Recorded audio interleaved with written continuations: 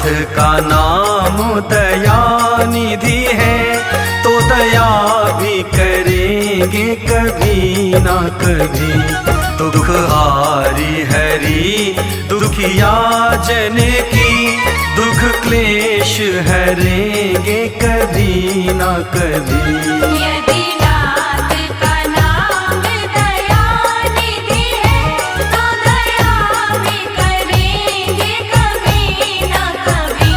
दुख हारी हरि दुखिया जन की, दुख क्लेश हरेंगे कभी ना कभी। यदि नाथ का नाम दयानिधि है।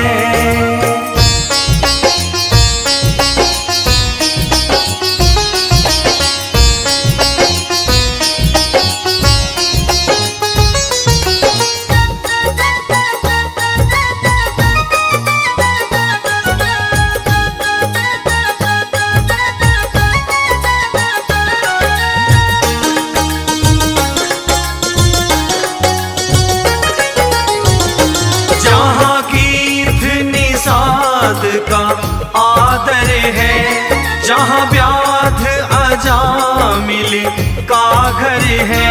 जहाँ वेद निषाद का आदर है, जहाँ व्याध अजामिल का घर है।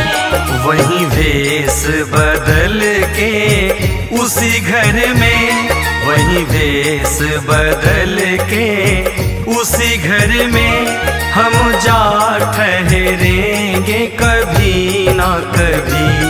यदि नाथ का नाम दयानिधि है, तो दया भी करेंगे कभी ना कभी। दुख हारी हरि दुखिया जन की, दुख क्लेश हरेंगे कभी ना कभी। यदि नाथ का नाम दयानिधि है, तो दया भी करेंगे कभी ना कभी। दुख हारी हरि दुखिया जन की, दुख क्लेश हरेंगे कभी ना कभी।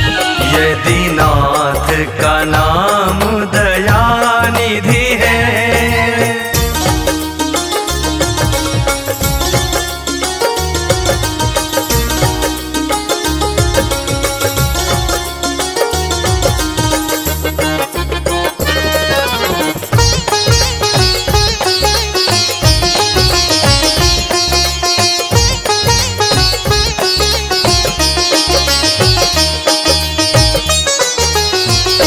जिस अंग की शोभा सुहावनी है, जिस श्यामल रंग में मोहनी है।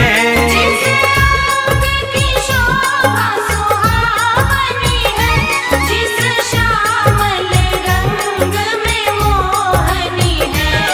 उस रूप सुधा से स्नेहियों की, उस रूप सुधा से स्नेहियों की, दृग प्याल भरेंगे कभी ना कभी।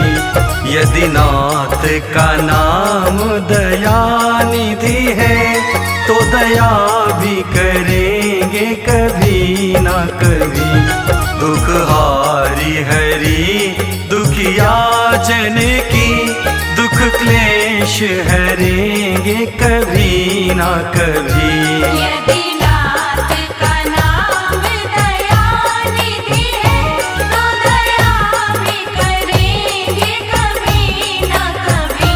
दुख हारी हरि दुखिया जन की, दुख क्लेश हरेंगे कभी ना कभी।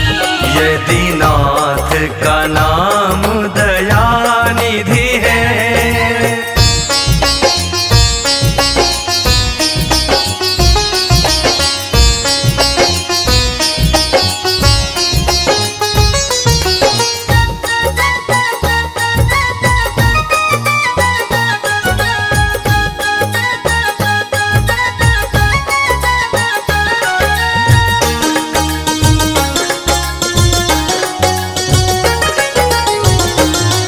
हम द्वारे पे आपके आके खड़े, मुद्दत से इसी जिद पर है अड़े।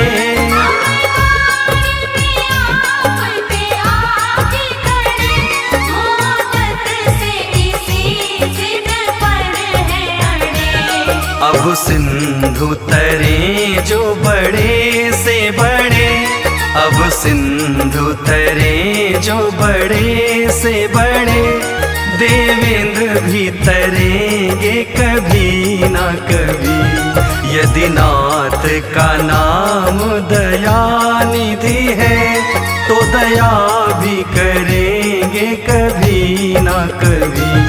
दुख हारी हरि दुखिया जन की, दुख क्लेश हरेंगे कभी ना कभी। यदि